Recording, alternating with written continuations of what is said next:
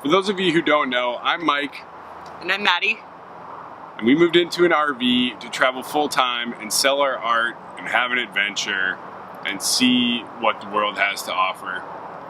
We've been on the road now for about 5 weeks, and a lot has happened in that time. We've kind of settled into this new lifestyle of ours, and we're going to go over the top 5 things that we learned from living on the road.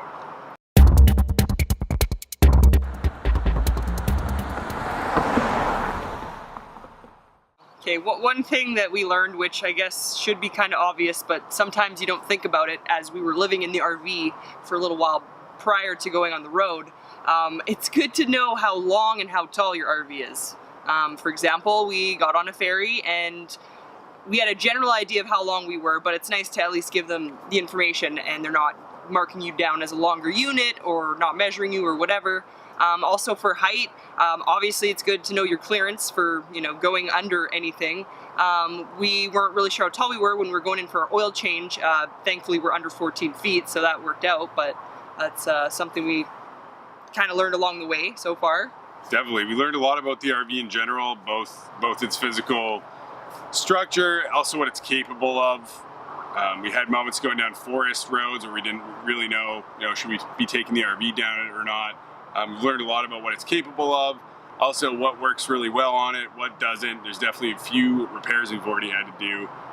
There's definitely some things that we'd like to do currently to repair some things that maybe aren't working, up to 100%. And that just happens in these RVs, especially if you're living in them for like full time like we are. Yeah, they're not built to use every day for a long period of time. They're meant for just your weekend getaways a few times a year. Things wear out a lot quicker using it every day. Yeah, pieced together pretty much by the lowest bidder for every part and fixture and everything. They're not really built to last. Yeah. So they do require quite a bit of maintenance in order to keep things running smoothly. After a month of living in this thing and driving it, you definitely realize the important relationship that resource management plays when you're living in an RV. There's been a few instances in almost all of the categories where we've fallen short. We've woken up really excited to have our coffee, go to start the water, and there's no propane. Son of a bitch. Or really got to use the washroom, and you flush, and you can see the water level of the black tank just below the toilet flapper. And you have to go poop in public. Or you're driving down the highway, and you missed the last gas station, and you have over 100 kilometers to go, and you're almost out of gas. That's terrifying. We've come out unscathed all the way around, but there's definitely a growing pattern, which is you have to keep your eye on your resources at all times. Those are 3 instances. We've been good most days. We're on it. We do have a solar system, so our electrical needs for the most part are taken care of wherever we are. But as far as fresh water goes, keeping the tanks emptied, they really don't take a lot to fill up. The black and the gray tank, with 2 people, the amount that we eat and drink for water and the amount that's obviously coming out, it doesn't last very long at all. So when we go out into the woods and we're going to be boondocking for long periods of time, definitely, you got to pee in the woods. You got to do whatever you can to make sure you're minimizing the load going into those tanks. Another thing too that we're probably yet to learn is that we've been about 5 weeks without rain because BC is so dry, so we really haven't had too much opportunity to see how long we can last boondocking with the solar panel system that we have. So it's kind of curious to see how far we can go. If we're in Washington and it's rainy for 2 weeks straight, that might put us in a sticky situation. We'll need generator action. So this next topic here, or this next thing we've learned, staying neat and organized. We're both notoriously messy people. We're both kind of slobs sometimes, and living back in our apartment, sometimes the dishes wouldn't get done for a couple days. You don't really have that ability in the RV because we've only got a few dishes of everything. We've got 1 pot, 1 pan, so we're literally having to wash them every time we cook, which is several times a day. Well, at least a couple times a day anyways, but if you've got a massive sink full of dishes, it is a nightmare to do a massive sink full of dishes in an RV, and you're going through more water as opposed to just doing it while it's still fresh and using only a little bit of water and soap and being done with it. So yeah, we've had to learn to not be so unorganized. Especially living in a society where we've all, grown up with dishwashers and haven't even really done manual dishes. Doing those manual dishes after every meal sucks. And don't let Maddie fool you, we don't do it after every meal, and it sucks twice as bad as it does to just do the dishes than when you wake up in the morning the next day and those dishes are still there, and still they've waiting hardened for and you. crusted over. So we do a good job for the most part of keeping up on things, but in a small space, it is definitely imperative that you stay as clean and organized as you can, both your bodies, your personal hygiene, and the RV. There's always something. It's a little bit disorganized, a little bit unkempt. A lot of our storage is stacked, bins to the brim. bins on top of bins on top of other stuff. So you really have to be organized as best you can with that system, and realize that, if you need something at the back there, it's not going to be a quick process. You got to be patient, haul out your bins, stack them on top of each other, access this one, load everything back in. Yeah, there's definitely some things that we found that we thought we were going to use on the trip that we're not, so we're just kind of stashing those under the seats or out of the way, and if we need them, they're there, but things that I thought we'd use and we're just not, but that's okay. On the storage front as well and staying organized, we also run a business out of our RV. We have a 10 by 10 booth that we take to markets and festivals and set up our artwork and sell paintings. So we have both our home and our business all stashed away in this thing. That leads for, every time we go to set up and sell art, we have to haul the entire thing out and back in and continue living in it. It's posed problems, but I think we've gotten pretty good at it. We're pretty comfortable with the system now. Yeah. Kind of got it more down to a organized science. So we've been in the same general area for about a month, mainly due to some commitments we made with art sales and events that we had to do. But we've spent the month in an RV park, and any way you cut it, it was not our intention to hit the road and stay in a lot of campgrounds or RV parks that cost money. We're very adamant on boondocking. Yeah. And living bare bones and being out on the road, finding a place to sleep each night and kind of planning it out a little more loosely. We did a lot of stuff art related and business wise while we've been out here, so we needed a home base, we needed internet, and it was nice to have a place guaranteed to park the RV every single night.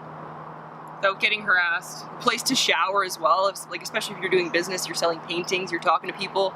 I don't want to be a total greasy stink ball, so gotta have some hygiene. Otherwise, in the bush, I don't give a shit.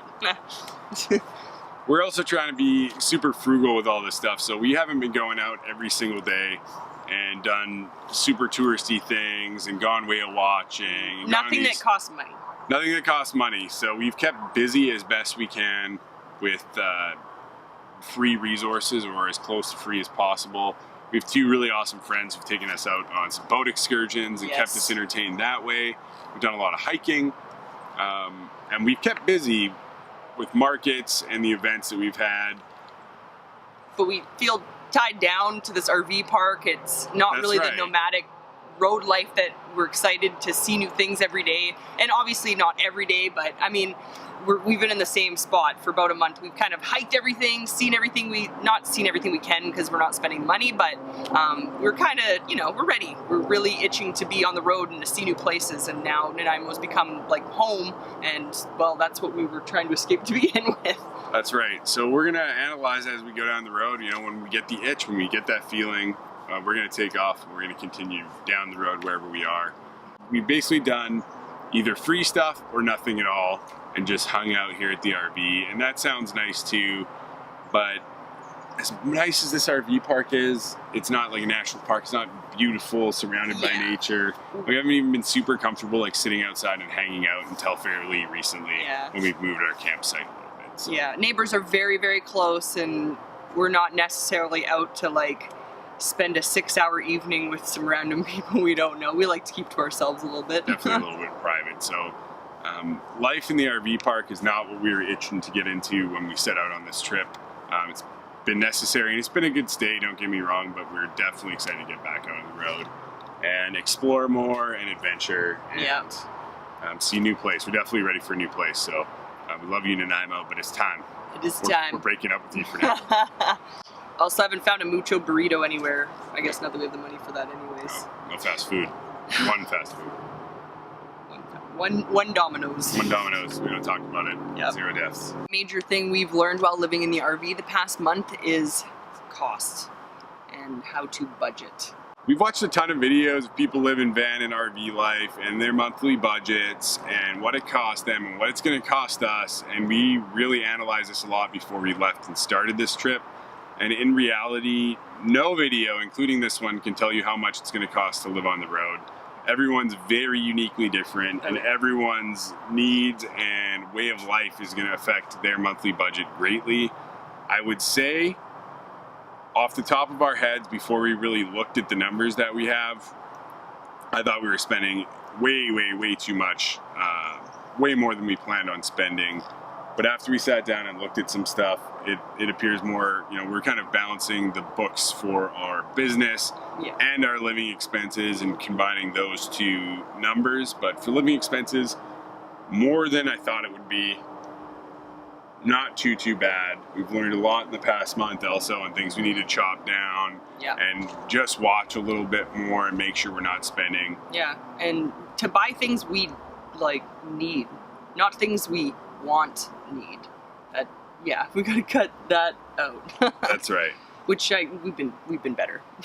Yeah. On the grand scheme, I think we're pretty good, but we could definitely serve to lean things out more and more as we go down the road. So that's going to be the plan. We're starting to incorporate cheaper dishes, things like rice and beans. 6 banana lunch. Trying to incorporate these things into our lives a bit more to make sure that we can keep our costs low at the grocery store while still eating healthy. And trying to limit the amount of distance we travel. Gas for an RV and gas on Vancouver Island is insanely expensive. So we've been out on the road for just over a month now. We have experienced a lot in the past month. Yeah. We've learned a lot. We have a ton more to experience, a ton more to learn. I look forward to learning a lot of new lessons. Hopefully they're cheap. That sort of wraps up our first 5 weeks or so of traveling and all the things that we've encountered. Lessons learned, little experiences that we'll carry forward now and prevent any, expenses or incidents or whatnot for the future times. So it's been good. You can only really learn by doing, and so that's what we're doing. Perfect. Thanks for watching.